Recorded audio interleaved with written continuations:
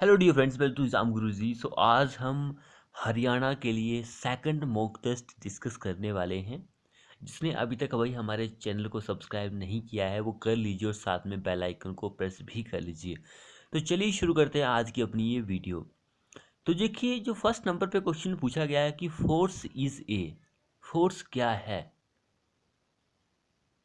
Scalar quantity है, vector quantity है, या फिर नॉन लीनियर इक्वेशन है, या फिर नन ऑफ द एबव।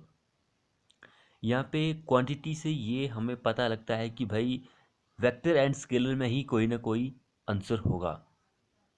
सो जितने भी मेजरमेंट वाली क्वांटिटी होती है उनको दो कैटेगरी में डिवाइड किया गया है। मेजरेबल क्वांटिटी जो होती है उसको दो पार्ट में डिवाइड किया गया है, that is scalar quantity and vector quantity. इन दोनों पार्ट में डिवाइड किया गया है। सबसे पहले हम अगर बात करेंगे कि भाई स्केलर क्वांटिटी की, तो स्केलर क्वांटिटी जो होती है उसके पास सिर्फ ओनली मैग्नीट्यूड ही होता है। मैग्नीट्यूड होगा स्केलर क्वांटिटी के पास, इसके पास कोई भी डायरेक्शन नहीं होती है। इसके अगर हम यहाँ पे एग्जाम्पल की बात करेंगे तो वो होता है मास, वॉल्यूम हो गई, डेंसिटी हो गई, टाइम हो गई, टेम्परेचर हो गया, इलेक्ट्रिक करंट हो गया, डिस्टेंस, एनर्जी, स्पीड। ये जो होती है ये हमारे पास स्केलर क्वांटिटी होती है। लेकिन जो वेक्टर क्वांटिटी होती है उसके पास मैग्नीट्यूड भी होता है एंड उसकी डायरेक्शन भी होती है। तो उसके एग्जाम्पल की बात करेंगे तो displacement, velocity, force, weight, torque, moment, acceleration, velocity etcetera होता है। सो यहाँ पर हमारा आंसर वेक्टर क्वांटिटी हो जाएगा। Force is a vector quantity.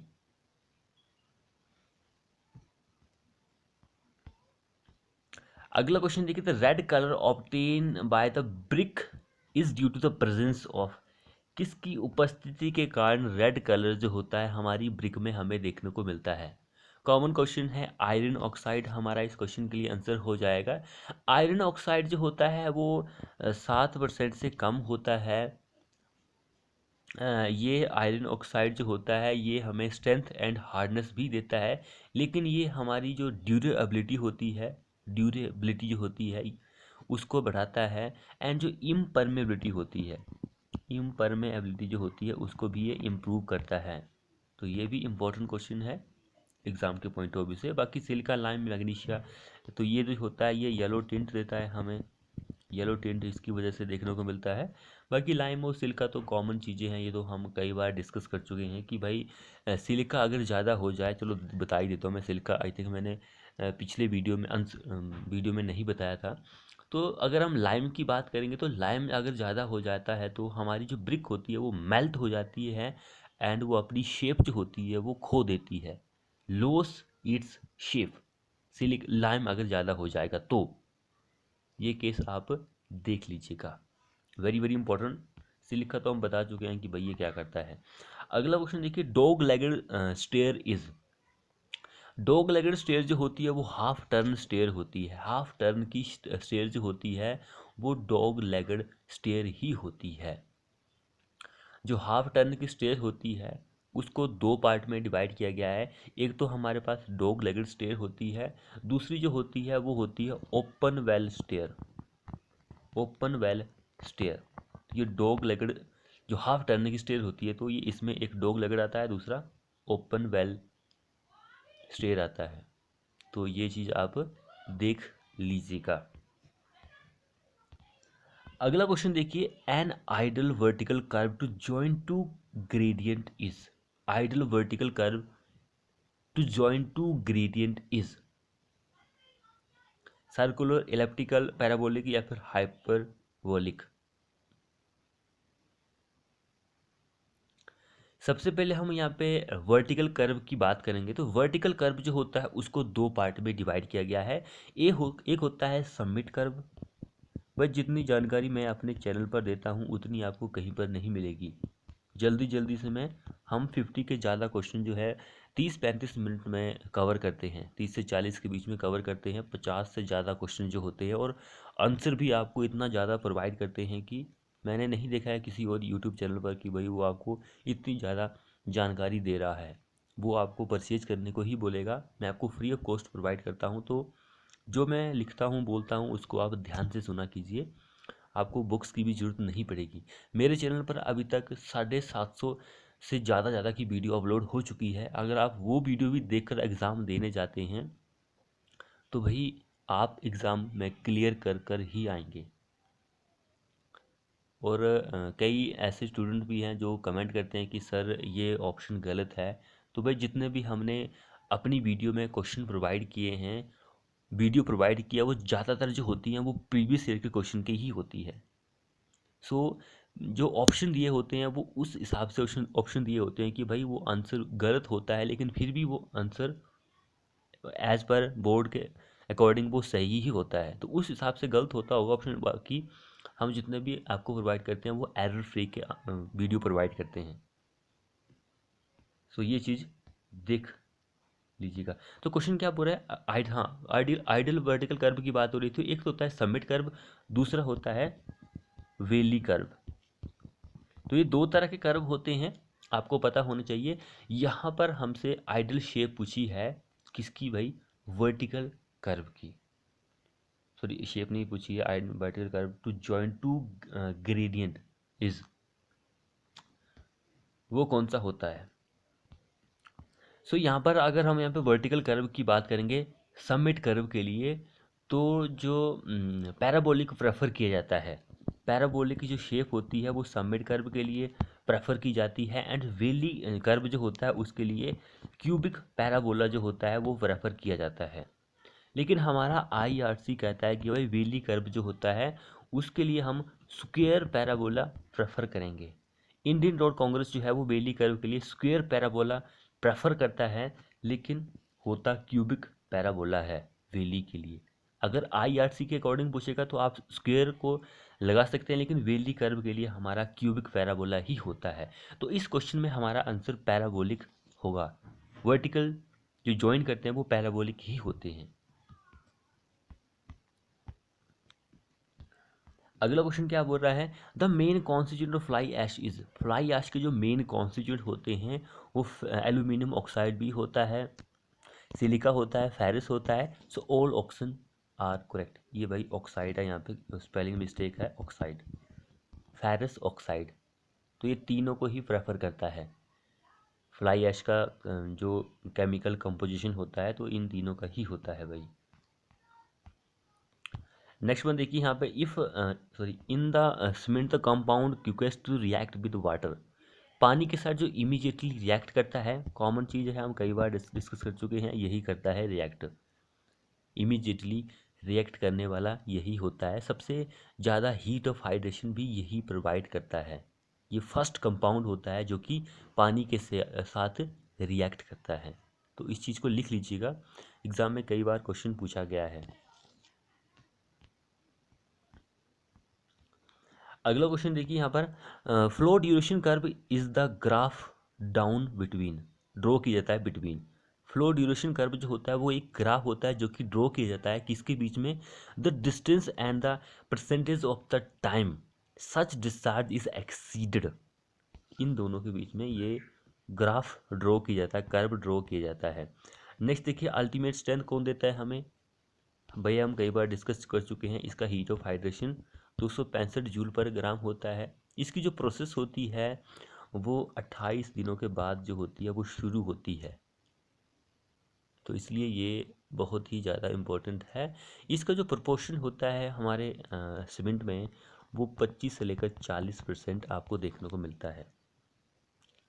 तो ये कहने का मीनिंग ये है कि भाई दूसरे नंबर पर इसका प्रोपोर्शन होता है, क्योंकि जो सबसे ज़्यादा प्रोपोर्शन होता है वो ट्री कैल्शियम सिलिकेट का होता है, 50 तक होता है, 25 से 50 तक ट्री कैल्शियम सिलिकेट का होता है। तीसरे नंबर पर जो होता है वो हमारा एल्यूमिनेट होता है, 11% तक होता है, 5 से 11।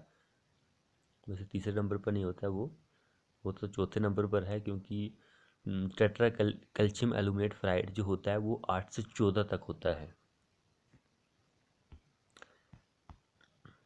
नेक्स्ट वन देखते हैं, wrought iron contain carbon up to, wrought iron जो होती है उसमें कितने परसेंट कार्बन कंटेंट होता है। रोट आयरन जो होती है एक प्योर फॉर्म है आयरन की, लोहे की ये शुद्ध फॉर्म होती है।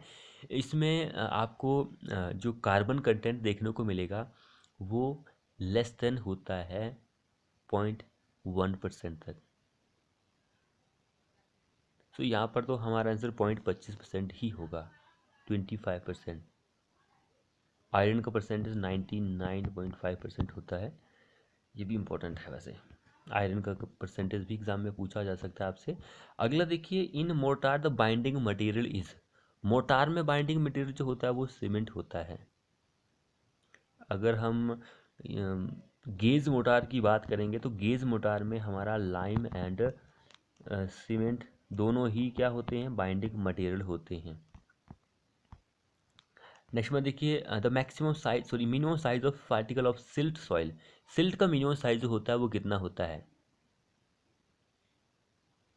सिल्ट के साइज की अगर हम बात करेंगे तो 0.202 mm से लेकर इसका साइज जो होता है वो 0.075 mm होता है। ये होता है सिल्ट का साइज। तो यहाँ पे मिनिमम पूछा है तो मिनिमम हमारा ये वाला आंसर हो जाएगा। क्ले का जो साइज होता है भाई वो यहाँ से नीचे होता है भाई। ये जो होता है क्ले का यहाँ से नीचे होता है, ऊपर कोई नहीं होता है। इनकी ये मैक्सिमम साइज होता है क्ले का, ये वाला क्ले का मैक्सिमम साइज यही होता है। इससे नीचे 302 जो होता है वो मिनिमम साइज होता है क्ले का, क्योंकि क्ले जो होती है वो सबसे फाइन पार्टिकल है साइज में। सबसे बड़ा तो बोल्डर होता है। बोल्डर इसका साइज 300 mm से ज़्यादा होता है। कोबल जो होता है वो तो इससे छोटा होता है, 80 से 300 mm के बीच में इसका कोबल का साइज होता है। अगला देखिए, the azimuth of A line is the line. Azimuth of A line तो वो क्या होती है? Clockwise angle that A line makes with the north end of the selected material. Third हमारा इस क्वेश्चन के लिए आंसर बन जाएगा। अगर आपने हमारे चैनल को सब्सक्राइब नहीं किया कर लीजिए, साथ में बेल आइकन को प्रेस भी कर लीजिए। अगला क्वेश्चन देखिए, यहाँ पर क्वेश्चन बोल रहा है कि tie bar in a concrete pavements are provided in. Tie bar जो होती है कॉन्क्रीट पेमेंट्स में, ये टाई बार जो होती है ये हमेशा रिजिड पेमेंट में ही प्रोवाइड होती है, क्योंकि रिजिड जो होता है वो कॉन्क्रीट का बना हुआ होता है। जो फ्लेक्सिबल होता है वो बिचमेंट्स का बना हुआ होता है। और ऐसे मिट्टी का भी हो सकता है, जैसे कि आप मिट्टी की कटाई करते हैं ना, वहाँ पर कुछ भी नहीं डालेंगे तो वो फ्लेक्सिबल में ही आएगा। लेकिन रिजिड में कंक्रीट हमारा होता है, कंक्रीट के अंदर आप स्टील भी डाल सकते हैं। टाई बार जो होती है वो किस में प्रोवाइड की जाती है? वेरी वेरी इंपॉर्टेंट क्वेश्चन है एग्जाम के पॉइंट ऑफ व्यू से। सबसे पहले आपको जॉइंट्स के बारे में पता होना चाहिए, क्योंकि यहाँ पे बहुत सारे जॉइंट्स दिए गए हैं। तो जो सीसी पेमेंट में जो जॉइंट्स प्रोवाइड की जाते हैं वो दो तरह के होते हैं। एक होता है लॉन्गिट्यूडनल जॉइंट्स, दूसरा होता है ट्रांसवर्स जॉइंट। ये दो जॉइंट्स होते हैं, आप इसको याद रखिए। बाकी वही कॉन्ट्रैक्शन भी होता है, एक्सपेंशन भी होता है, कंस्ट्रक्शन भी होता है, वार्पिंग जॉइंट भी होता है, लेकिन दो मेन ये होते हैं, बाकी जो होते हैं वो इसके पार्ट होते हैं। तो ये चीज़ आपको पता होनी चाहिए। तो जो टाई बार होती है वो हमेशा ही लॉन्गिट्यूडनल बार में प्रोवाइड की जाती है। ये पॉइंट आप याद रखिए, क्योंकि एग्जाम में इसको लेकर क्वेश्चन जो है पूछा जाता है। भाई लॉन्गिट्यूडनल जॉइंट जो होता है ये कब प्रोवाइड करते हैं? जब हमारी जो पेमेंट की जो विड्थ होती है वो 4.5 मीटर से ज़्यादा होगी। जब हमारी रोड की जो विड्थ होगी वो 4.5 मीटर से ज़्यादा होगी, तब आप लॉन्गिट्यूडनल जॉइंट्स को प्रोवाइड कर सकते हैं। ये चीज़ आप पता होनी बहुत ही ज़रूरी है। टाई बार जो होती है ये लोड को ट्रांसफ़र नहीं करती है, ये आपको पता होना चाहिए। लोड को ट्रांसफ़र करने के लिए टाई बार का यूज नहीं करती है, लेकिन इसका काम ये होता है कि भाई दो स्लैब जो होते हैं उनको टाई करने का काम करती है, टाई। अगला क्वेश्चन देखिए, in a CBR test if the CBR value at 5 mm is greater than that at 2.5 mm, then क्या होगा? Test should be repeated. Test हमें रिपीट करना पड़ेगा। अगला क्या बोल रहा है? सलवेजिंग इज, सलवेजिंग इज, सलवेजिंग जो होती है salvage value, extraction for essence from waste. Option 4 हमारा इस क्वेश्चन के लिए आंसर हो जाएगा। नेक्स्ट में देखिए, cantilever beam is one which. Cantilever beam जो होता है इसका एक एंड फिक्स होता है, दूसरा एंड जो होता है फ्री होता है। Fix at one end and free at other ends. Option second हमारा इस क्वेश्चन के लिए आंसर होगा। अगला देखिए, compression index on a soil helps to determine, भाई हेल्प है यहाँ पे। Compression index on a soil helps to determine. Compression index जो होता है वो टोटल सेटलमेंट जो होती है क्ले की लेयर की, उसको डिटरमाइन करने में हमारी हेल्प करता है। अगला देखिए, if the relabelling staff is held inclined at a staff station, then reduce label calculator from observation, observation होना था यहाँ पे मेरे हिसाब से, ऑब्जर्वेशन होता है वुड बी। तो reduce label calculator from observation would be क्या होगा, तो वो लेस देन होगा ट्रू आर एल से। ऑप्शन थर्ड हमारा इस क्वेश्चन के लिए आंसर हो जाएगा। अगला क्वेश्चन क्या बोल रहा है, a document containing detailed description of all the item of work what their quantity are not mentions together with their contract current rate sorry is called. उसको शेड्यूल्स ऑफ रेट्स हम बोलते हैं, शेड्यूल्स ऑफ रेट्स हम उसको बोलेंगे।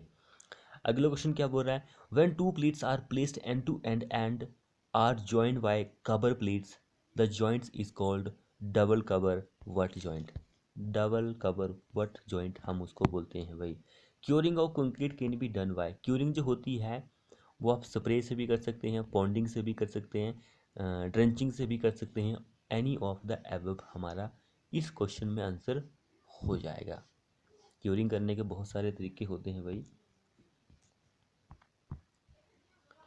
Next देखिए, the process of applying concrete motor under pressure through a nozzle is called.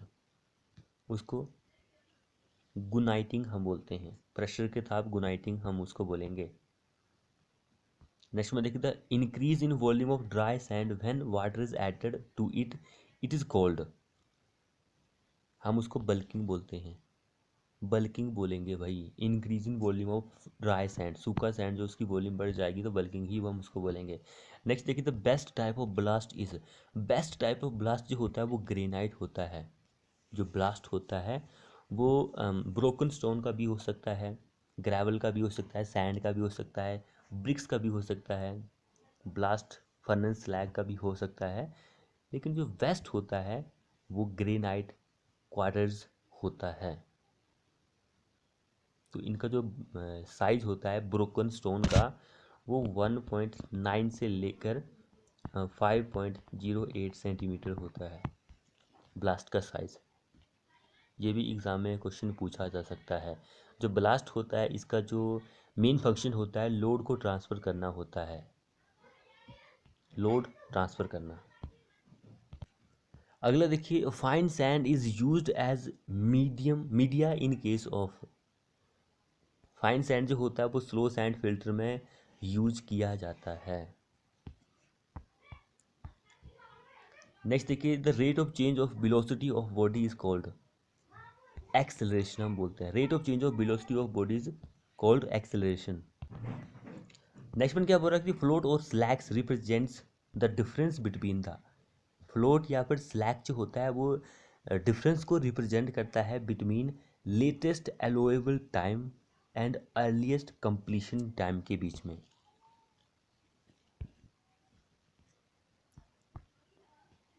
PERT क्या होता है, पर्ट की फुल फॉर्म, पर्ट की फुल फॉर्म होती है programme evaluation and review technique.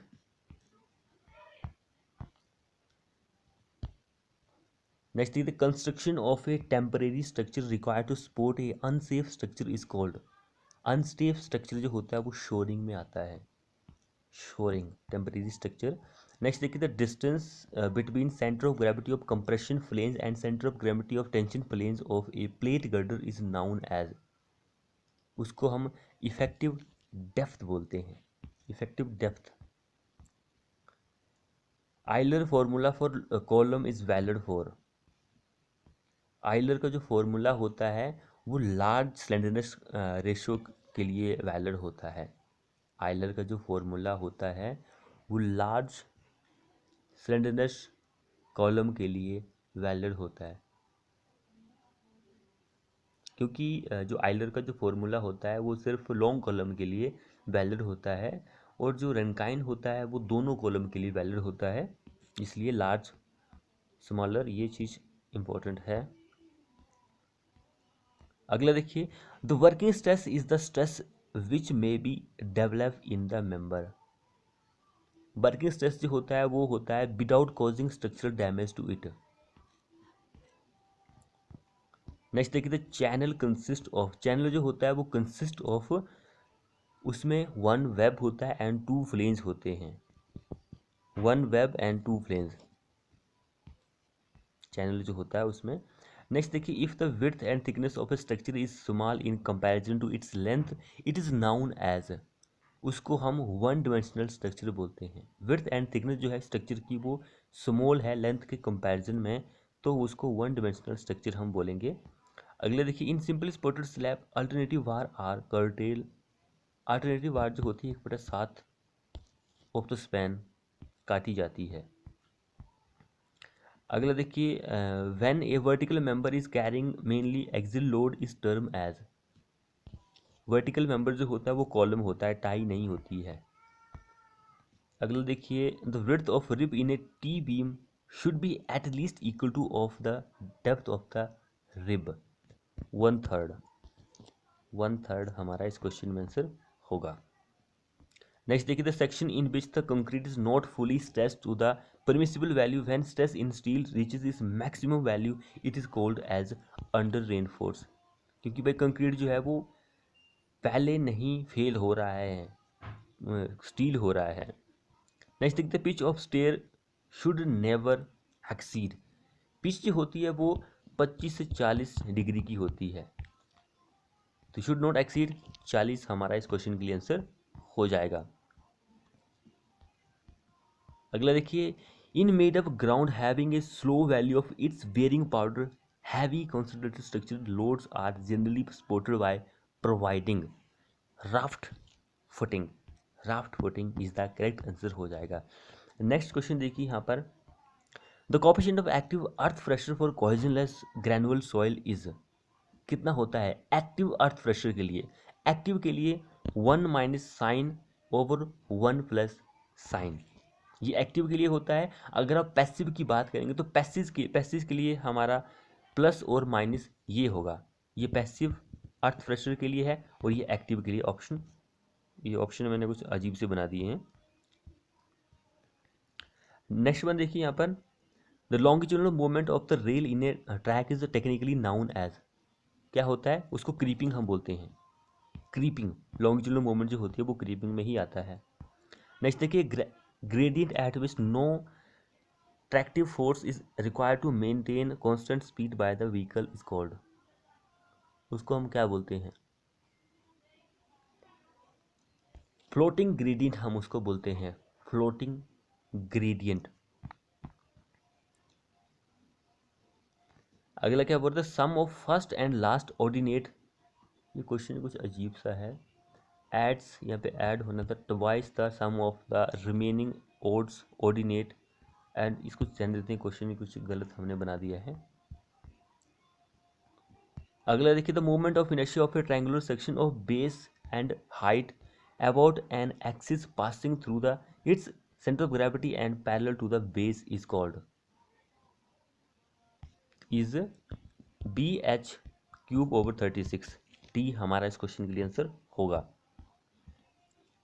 Next देखिए, the chart which gives an estimate about the amount of material handling between various work station is known as, travel chart हम उसको बोलते हैं। अगला क्या बोल रहा है कि the useful method of finding the shear strength of very plastic cohesive soil is, कौन सा होता है वो, वेन शेयर टेस्ट होता है, vane shear test is the correct answer. Next देखिए, which of the following highly permeable, highly permeable जो होती है वो ग्रेवल होता है भाई, यहाँ पर ग्रेवल आंसर, थोड़ी सी स्पेलिंग मिस्टेक है यहाँ पर, ग्रेवल देख लीजिएगा। अगला क्वेश्चन क्या बोल रहा है कि the property of soil which is of great importance in finding settlement of A structural, settlement जो होता है वो कंसोलिडेशन फाइंड आउट करती है, कंसोलिडेशन ऑप्शन सेकंड हमारा इस क्वेश्चन के लिए आंसर बन जाएगा। सिल्ट इज ए, सिल्ट क्या है, सिल्ट एक फाइन ग्रेन सॉइल होती है विद प्लास्टिसिटी नहीं होती है उसमें। तो फ्रेंड्स ये थे हमारा मॉक टेस्ट 2, जल्दी जल्दी से हमने कंप्लीट किया है आप सभी के लिए। तो मिलते हैं नेक्स्ट वीडियो में।